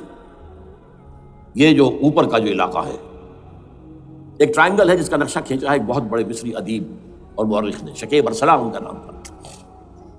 انہوں نے کہا ہے کہ یہ پامیر سطح مرتفع جو ہے، پامیر جسے روف آف دی ورلڈ کہا جاتا ہے، اس سے پہاڑوں کے سلسلے نکلتے ہیں، کوئی چین کی طرف چلا گیا، کوئی تبت کی طرف چلا گیا، جو قراقرم ادھر آ گیا پاکستان کی طرف، ہمالیہ آ گیا پاکستان انڈیا کی طرف، ادھر ہندو کش چلا گیا افغانستان میں۔ یہ سب جیسے کہ ایک جو پہیا ہوتا ہے اس کے جو لگے ہوتے ہیں اسپوکس جنہیں کہتے ہیں۔ اس نے کہا کہ ایک طرف ہمالیہ اور ایک طرف ہندو کش، اس کے درمیان میں جو قوم رہتی ہے، اب نوٹ کر لیجیے، یہ ہمالیہ کا اینڈ جو ہے مغربی، وہ کیا یہ نتیا گلی وغیرہ اسی کا حصہ ہے، اس کے بعد ختم، دریا سندھ بہ رہا ہے، لیکن اوپر جا کر وہ ٹرن دیتا ہے رائٹ کو، تو پھر اب وہ قراقرم اور ہمالیہ کے درمیان جاتا ہے، یہاں تک کہ انڈیا سے جو اس کا داخلے کا راستہ آ جاتا ہے۔ لیکن یہ جو ہے یہ درمیانی راستہ، یہ اصل میں ہندو کش ادھر اور ہمالیہ ادھر، اس کے درمیان جو قوم آباد ہے، اور اس ٹرائنگل کا بیس ہے مالاکنڈ کا پہاڑ، مالاکنڈ، ہمالیہ، ہندو کش۔ اس ٹرائنگل میں جو قوم آباد ہے، شکیب ارسلان کہتا ہے اگر پوری دنیا میں اسلام کی نبضیں ڈوب جائیں تب بھی یہاں کے لوگوں میں اسلام کی نبض چلتی رہے گی۔ یہ وہ علاقہ ہے جہاں سے پاکستان کے طالبان کا آغاز ہوا، جہاں سے پرامن تحریک چلی تھی، اس کا راستہ روک دیا گیا، اب وہ شدت پسندی پر آ گئے، اور یہ شدت پسندی بڑھے گی اگر آپ نے تشدد سے روکا، اگر امریکہ کے چمچے بنے رہے، اگر امریکی ایجنڈے ہی کو پورا کرتے رہے اور اپنے لوگوں کو مارتے رہے، تو جواب میں غریق چراغ حقیقت کو گل کیا تم نے تو موج دودھ سے صد آفتاب ابھریں گے۔ یہ آپ جو آ رہے ہیں، کہاں سے آ رہے ہیں آپ کے یہ خودکش حملہ آور؟ یہ وہی ان لوگوں کے رشتہ دار ہیں نا جو امریکی بمبارڈمنٹ میں مارے گئے ہیں، کتنے ہیں جن کے بچے ختم ہو گئے، بیٹے مر گئے۔ یہ جو ہمارے ہاں ایک کمانڈوز کے کیمپ کے اوپر جو حملہ ہوا تھا اور خودکش بمبار، جس سے کہ شاید 18-19 بہترین آپ کے کمانڈوز ختم ہوئے تھے، وہ کون تھا؟ وہ خود کمانڈو تھا، اندر کوئی اور تو جا ہی نہیں سکتا تھا، یہ کمانڈوز کا کیمپ تھا، اور اس کے میس میں لوگ کوئی جا سکے، وہ خود کمانڈو تھا۔ اس کی بیٹی لال مسجد کے اندر جلی تھی۔ اب آپ اندازہ کیجئے کہ اس کے دل میں جو کھول رہا تھا اس کا جذبہ، اس نے اس کو ٹھنڈا کیا خود جان دے کر۔ تو یہ جان لیجیے، ادھر باجوڑ میں حملہ ہوا تھا، ادھر جو ہماری ملٹری پریڈ کے اوپر حملہ ہو گیا، تو یہ بات رکے گی نہیں۔ اور یہ ظاہر بات ہے کہ اب شمال سے لے کر نیچے تک کی بات ہے، وہاں پر بھی میں نے شروع بھی کہا تھا کہ خطرہ حقیقی ہے، غیر حقیقی نہیں ہے، وہمی اور خیالی نہیں ہے۔ اس لیے کہ اب جو اس علاقے سے جا رہے ہیں ہجرت کر کے کراچی، وہی ان کی جگہ ہے، وہیں پر ان کے رشتہ دار ہیں، محسود ہیں، وزیری فلاں ہے، یہ ہے وہ ہے، وہاں جا رہے ہیں۔ اور وہاں پر بھی ظاہر بات ہے کہ جو کچھ ہو رہا ہے افغانستان میں اور جو کچھ ہو رہا ہے شمال سرحدی صوبے میں، اس کا ایک تسلسل ہوگا۔ میں یہاں یہ عرض کر دوں آپ سے کہ تقریباً 4 سال قبل، بلکہ 4.5 سال، میں انتہائی مایوسی کو پہنچ چکا تھا کہ پاکستان کا وجود باقی نہیں رہے گا۔ میں نے یہی تقریر کی ہے 29 فروری سن 2004 اسی جگہ۔ پاکستان جواز کھو چکا، یہ اسلام کے نام پر تھا، ویئر اسلام؟ جو اسلام یہاں وہ تو بھارت میں بھی ہے، وہ تو امریکہ میں بھی ہے، وہ کہاں ہے اسلام کا سیاسی نظام، اسلام کا تعزیراتی نظام، اسلام کا کرمنل لا، اسلام کا سول لا، اسلام کے فیملی لاز کہاں بنائے تھے اس شخص نے جو فیلڈ مارشل بنا تھا، خود ساختہ، جو اس نے قوانین بنائے تھے؟ تمام علماء نے کہا تھا، تمام مکتبہ فکر کہ غلط ہے، تحریک کوئی نہیں اٹھائی، یہ ان کی غلطی تھی، کوتاہی تھی، جمہوریت کی تحریک میں شامل ہو گئے، اس پر کوئی تحریک نہیں چلائی۔ بہرحال وہ نظام کہاں ہے؟ وہ نظام تو قائم نہیں کیا۔ اس حوالے سے یہ اپنا جواز کھو چکا ہے۔ دو ریشنل ہے، ریزون دیت جسے کہتے ہیں فرینچ کے اندر، ریزون دیت کسی چیز کی ریزن، ریشنل آف ایگزسٹنس، اس کے بعد یہ ہے کہ پچھلے سال سے کچھ مایوسی میں کمی ہوئی. Number 1، chief justice of Pakistan Iftikhar Muhammad Chaudhry کے اندر ہمت اللہ نے دی، وہ کھڑا ہو گیا. جرنیلوں کے جمگھٹے کے اندر ایک سویلین آدمی جو ہے جس درجے کا مرغوب ہو سکتا ہے آپ اس کا اندازہ کر لیجیے. اور اس کے بعد اسپونٹینیس موومنٹ وہ کلا ہے، انہومیش ہے، سوچ نہیں سکتے ہم. یہ موومنٹ جو ہے یہ کوئی اسٹریٹ ارچنز کی چلائی ہوئی نہیں ہے، یہ ہمارے ہاں کے گاموں ماجوں کی نہیں ہے، بلکہ یہ تو پڑھے لکھے لوگ، وکیل، کالے کوٹ، کالی ٹائیاں، پینٹ، یہ جو سختیاں جھیلی ہیں ابھی تک وہ تحریک چل رہی ہے. اگر سے ظاہر بات ہے وقت گزرنے کے ساتھ ساتھ اس کی وہ تیزی اور تندی میں تو کمی آئی اور حکومت کو موقع ملا ان کے اندر کوئی رفت پیدا کرنے کا بھی. لیکن بہرحال ان دونوں چیزوں سے میری مایوسی میں قدرے کمی ہوئی. اب دوسری بات وہ تھی 18 فروری کے الیکشن کا پرامن طور پر منعقد ہو جانا. میں یہ سمجھتا تھا کہ جو اس کے اندر دخل اندازی ہے، ریگنگ ہو گئی ہوگی. کیسے ممکن ہے پاکستان میں الیکشن ہو اور ریگنگ نہ ہو؟ پھر تحریک چلے ہی چلے، کیونکہ تحریک تو چل رہی ہے پہلے سے، صرف اس کے اوپر تیل اور ڈالنا ہے نا. اور پھر مدمنی ہوئی ہو اور پھر دونوں طرف گدھ بیٹھے ہوئے ہیں. The NATO forces in the west, Indian forces on the east. They will march into Pakistan. اور پاکستان کے ایٹمی دانت توڑ کر Pakistan will be put at the mercy of India, Bharat. Now do whatever you like. Condoleezza Rice کا میں آپ کو بیان سنا چکا ہوں. پاکستان کے مستقبل کا فیصلہ امریکہ اور بھارت نہیں کرتا. بہرحال اب تیسری جو امید ہوئی ہے کہ کل پرسوں میں جو ہوئی ہے کولیشن جو ہے یہ ناکام ہوتی نظر آ رہی تھی، لیکن یہ کہ صدر کے مواخذے پر یا صدر کے خلاف جو ایک کارروائی ہو رہی ہے اللہ کرے کہ وہ پوری ہو جائے، یا اس سے بھی بہتر ہے کہ وہ خود ہی استعفیٰ دے کر دفع ہو جائے. بہرحال یہ کہ اس سے بھی کچھ امید کا پہلو جو ہے پیدا ہوتا ہے. اب یہاں اسلامائزیشن کا پرامن، تدریجی اور اسلام کا اور دستوری اور قانونی طریقہ کیا ہے؟ وہ طریقہ کیا ہے؟ 1949 اور 50 میں جو عمل شروع ہوا تھا، جو اس کے بعد سے آج تک جو ہے ختم ہو گیا، اس کو اثر نو شروع کیا جائے. دوڑ پیچھے کی طرف اے گردش ایام کی. 49 میں کیا ہوا تھا؟ قرارداد مقاصد. وہ گویا کہ پاکستان میں نظام خلافت کی جڑ تھی جو رکھ دی گئی تھی کہ sovereignty belongs to Allah and whatever authority we have it's a sacred امانت. یہ تو اصل میں استعمال کی جائے گی یہ قوت کتاب و سنت کے دائرے کے اندر. this is خلافہ. in essence it is خلافہ. خلافت کی بنیاد رکھ دی گئی. اس سے پہلے 48 میں سن 47 کی ایک تقریر کی وجہ سے جو غلط فہمی پیدا ہوئی تھی قائد اعظم کی 11 اگست کی، اس کا انہوں نے کراچی کی ہائی کورٹ بار ایسوسیشن میں جا کے کہہ دیا تھا کچھ لوگ شرارت کے ساتھ یہ پروپیگنڈا کر رہے ہیں کہ پاکستان میں دستور شریعت پر مبنی نہیں ہوگا، یہ فتنہ ہے، غلط کہہ رہے ہیں. نفی کر دی تھی. اب یہ دوسری بات ہے کہ اندھوں کے اندھے جو ہیں وہ اس 11 اگست کی تقریر کو لیے پھرتے ہیں اس کے ایک جملے کو، اور یہ اتنی کھلی بات جو کی شریعت کا لفظ، شریعت پاکستان کا دستور جو سمجھتا ہے کہ شریعت پر نہیں مبنی ہوگا وہ غلط کہتا ہے، وہ شریر ہے، شرارت پیدا کر رہا ہے. یہ قائد اعظم کے الفاظ. بہرحال اس کے بعد ایک عمل کیا ہوا تھا سن 50 میں، یہاں کے سیکولر عناصر نے ایک بڑا شور مچایا، کس کا اسلام لاؤ گے؟ شیعہ کا، سنی کا، دیوبندی کا، بریلوی کا، وہابی کا، کس کا اسلام؟ اللہ تعالیٰ غریق رحمت کرے ان بزرگوں کو. پاکستان کے تمام مذہبی مکاتب فکر کی ٹاپ کی قیادت جمع ہوئی کراچی میں، شیعہ بھی، اہل حدیث بھی، بریلوی بھی، دیوبندی بھی. 31 علماء، جماعت اسلامی بھی، مولانا مودودی بھی اس میں تھے. انہوں نے 22 پرنسپلز ایگریڈ اپون، دستور بنانے کے لیے 22 پرنسپلز ہیں، حاضر بناؤ دستور. اب کوئی دلیل نہیں رہی، کوئی عذر نہیں رہا. تمام مکاتب فکر کے لوگ جمع. بعد میں ہوا کیا ہے، اس میں کس کا کتنا رول ہے، یہ بڑی درد بھری داستان ہے، میں اس وجہ کو چھیڑنا نہیں چاہتا. حاصل کیا ہے، وہاں سے ہمارا پروسیس ڈیریل ہوا، کچھ اپنوں کے کیے، کچھ بیرونی دباؤ کے تحت. قرارداد مقاصد کی سزا دی گئی لیاقت علی خان کو، تم نے پاس کرائی ہے. اسے ایسے قتل کیا گیا کہ سراغ تک نہیں ملا کہ کس نے قتل کیا. یہ ایسے تو نہیں ہوتا، اس سے پیچھے بڑے بڑے کریکٹرز، بڑے بڑے کردار. اب اس کے بعد وہ عمل کیسے شروع ہو؟ ضیاء الحق نے جو ایک ادارہ قائم کیا تھا فیڈرل شریعت کورٹ، اصولی اعتبار سے بہترین قدم تھا. وہ کیا تھا؟ یہ شریعت کورٹ ہے اس میں کوئی شخص لائے پیٹیشن کہ پاکستان کا فلاں قانون جو ہے میں ثابت کرتا ہوں کتاب و سنت کے منافی ہے، یا کورٹ سو موٹے لے لے کسی بھی معاملے کو، ایگزسٹنگ جو قوانین ہیں ان کا جائزہ لے کہ اس میں یہ پورا قانون یا اس کی یہ شق جو ہے یہ خلاف شریعت ہے، اس پر آرگومنٹ ہو، دونوں طرف کے دلائل ہوں، علماء بھی آئیں، وکلاء بھی آئیں، بحث کریں، شریعت کورٹ کا تو میدان ہوتا ہے کھلا۔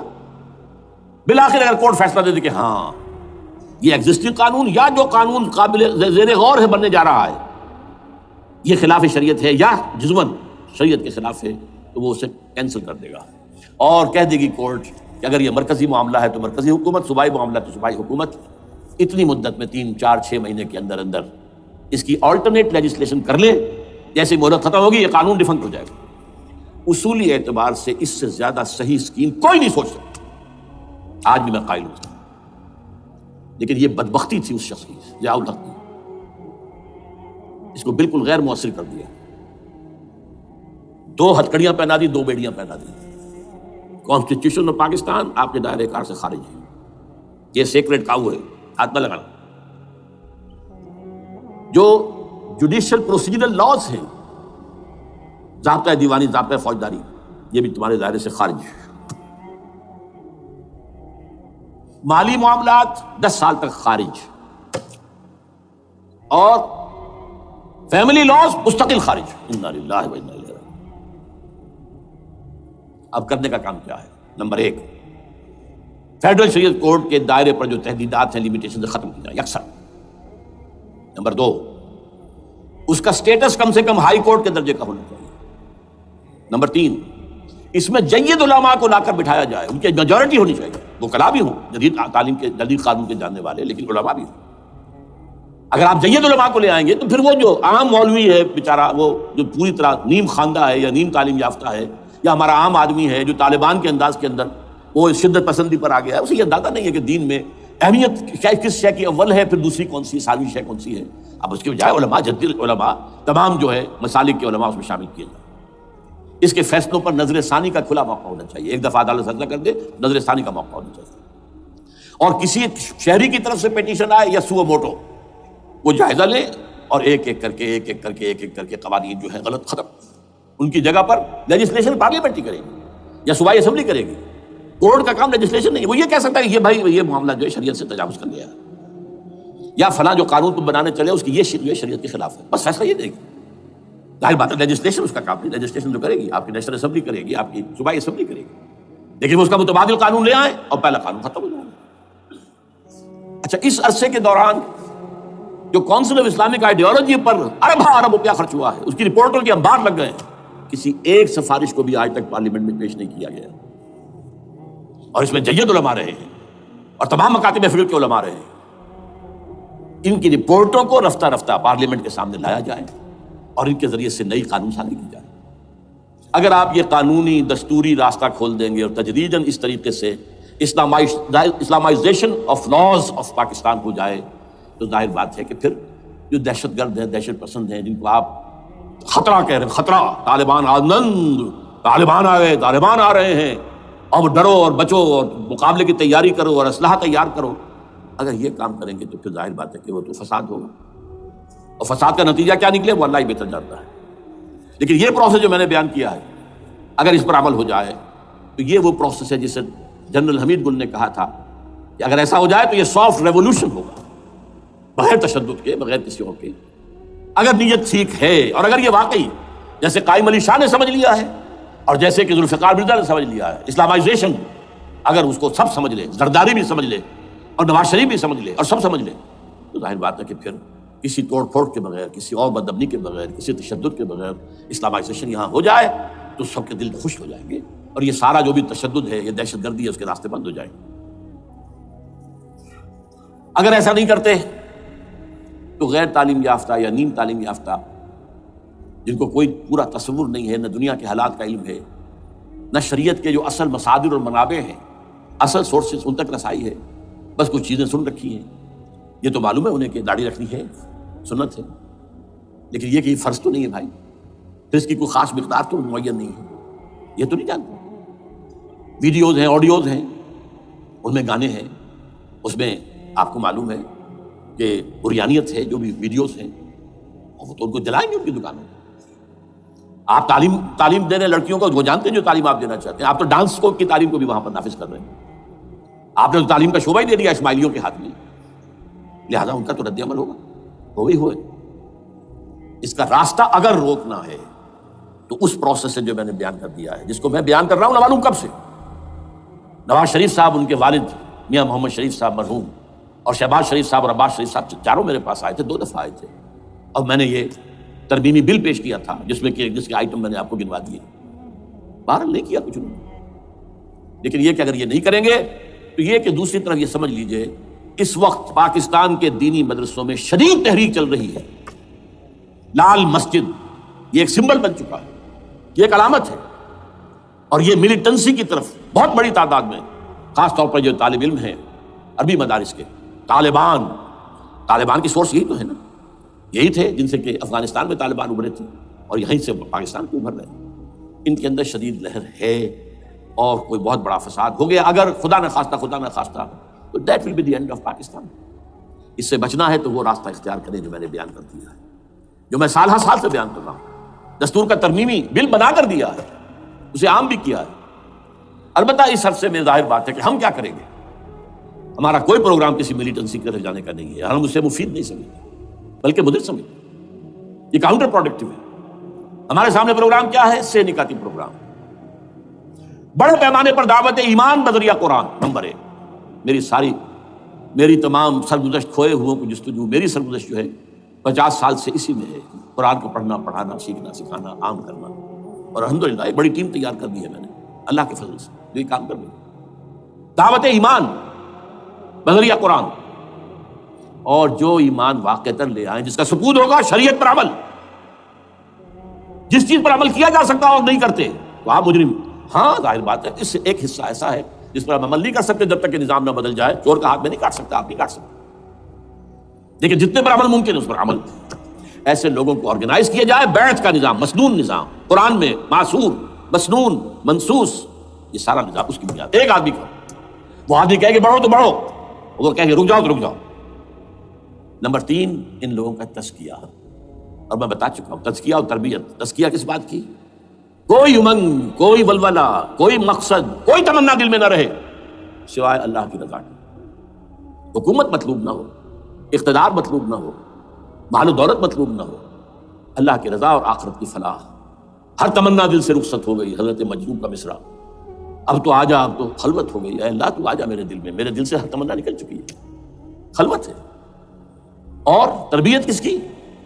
کہ تیاری ہو جائے اس بات کی کہ تن من دھن سب لگا دیں, جان بھی دے دیں گے جب موقع آئے.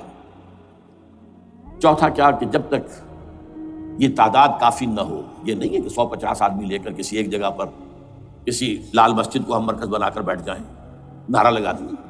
ملک گیر جماعت, اور وہ بھی معتدل تعداد پہ, وہ جب تک نہیں ہوتی تو ہم یہی 3 کام کریں گے. دعوت ایمان بذریعہ قرآن, تنظیم بذریعہ بیعت, مسنون بیعت, تزکیہ اور تربیت کرتے رہیں گے. بانشاہ درویشی در ساز دمادم دن, دمادم دن, دمادم, یہی کام کرتے رہو. نو ملیٹنسی, نو الیکشنز. لیکن جب تعداد کافی ہو گئی تو ایک منظم اور پرامن مطالباتی اور احتجاجی تحریک, توڑ پھوڑ نہیں, گھراؤ جلاؤ نہیں, جیسے گاندھی نے شروع کی تھی,